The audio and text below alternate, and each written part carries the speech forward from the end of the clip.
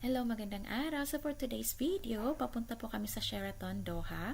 Yung Sheraton nga po pala is located in West Bay. Malapit-lapit lang po siya sa city center, so malalakad lang. And then malapit din po sa Sheraton yung Corniche.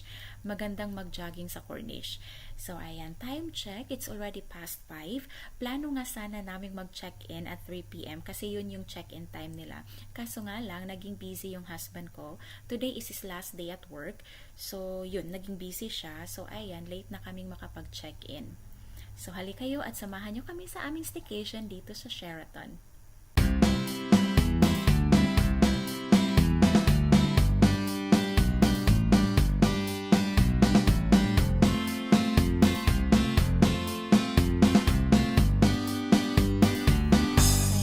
Sa loob ng Sheraton, and then may valet sila sa labas, kaya sila nang bahalang mag-park ng car. So punta kami ngayon sa reception para mag-check-in.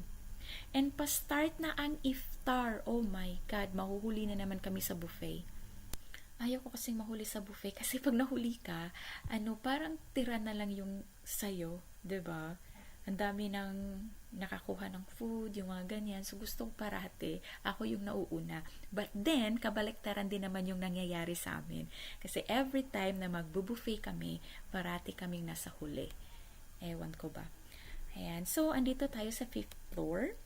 Ayan, papunta kami sa room ngayon. Actually, binigyan kami ng 2 options ng receptionist. Meron silang room sa 2nd floor at saka sa 5th floor. Yung sa 2nd floor, king size bed siya. But then, nasa 2nd floor siya. City view din.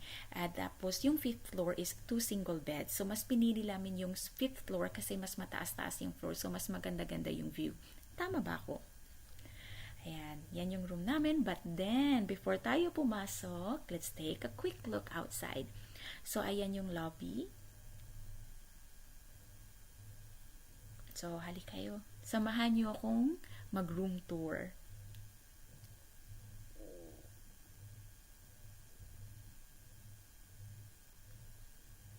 Ayan.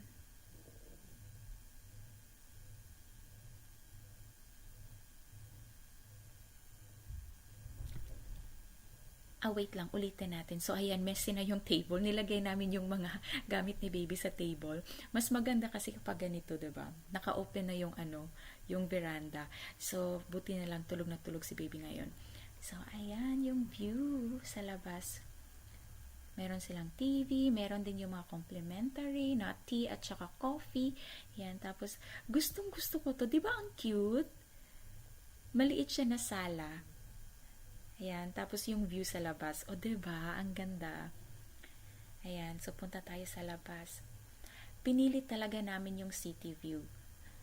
Ayan, kasi gusto naming sulitin yung ganda ng night view ng Doha. Kasi paalis na kami sa Qatar. Kaya ayan, meron silang 2 chairs dito sa labas. Diba? Ang gadang umupo ka lang sa chair, tapos tignan mo yung city view, yung night view pala. Night view, tapos makapag-isip-isip ka. Diba? Ayan.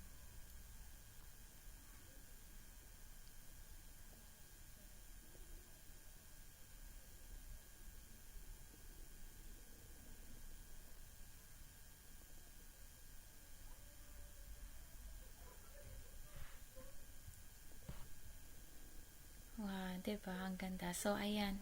Mag-quick tour tayo dito sa bathroom. So, meron silang bathtub. Tapos, ayan yung shower area nila. And then, ayan. Gustong gusto ko talaga yung ganyang shower kasi ang daming tubig na lumalabas. Diba? Gusto niyo rin ba? So, hanggang dito na lang ang ating quick tour dito sa bathroom. At ayan, andito na tayo sa ground floor. Andito tayo sa restaurant para kumain.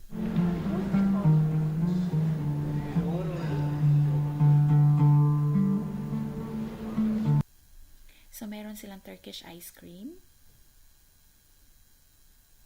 Kain na tayo. So, ipapakita ko sa inyo yung mga food. Ayan yung dessert nila. Sobrang daming desserts. At saka sobrang daming pagkain. I mean, iba't ibang klase ng pagkain. Mahihilo ka sa kakapili.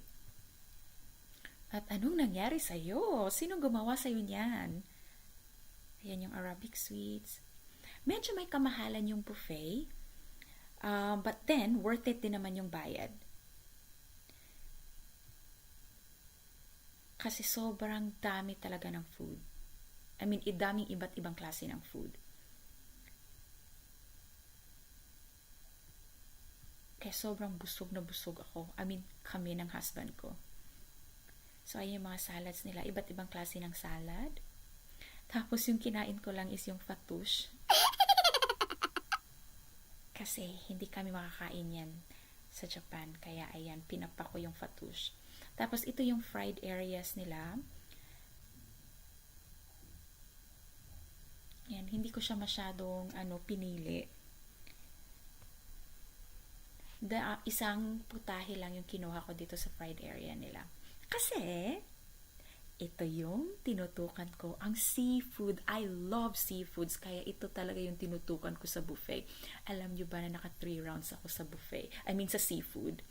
Ayan yung crabs. Kasi sobrang sarap ng crab. Ito nga pala yung Arabic appetizers. Hindi ko alam kung ano yung mga pangalan nila. 3 years ako dito sa Qatar, but then until now, hindi ko pa rin alam yung mga pangalan nila. Tapos yung mga cheese nila, ayan, iba't ibang klase. Anyway, balik tayo sa seafood. So, talagang naka 3 rounds ako ng seafoods kasi sobrang sarap ng crab. Yung crab kasi meron siyang taste ng gochujang. Alam niyo yung gochujang? Sana nga pala, na-pronounce ko ng tama. But then yung gochujang, yun pala yung Korean chili paste. Kaya sobrang sarap ng crab, as in. Maniwala kayo sa akin. Ayan. Ang alam ko lang pala, ayan, yung mga juices nila. Ang alam ko lang pala sa appetizers, na Arabic appetizer is yung hummus. Ayan. Meron din sila mga dried fruits at saka nuts. At meron din naman silang fresh fruits at ang sobrang tamis ng melon nila.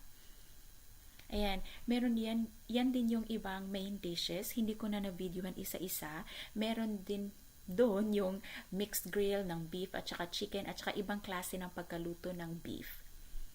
Kaya ayan. So, that's all for today's video. I hope nagustuhan niyo po yung video ko. And then, watch out for my next video kasi ipapakita ko sa inyo yung gagawin namin bukas. Thank you for watching. See you and have a great day.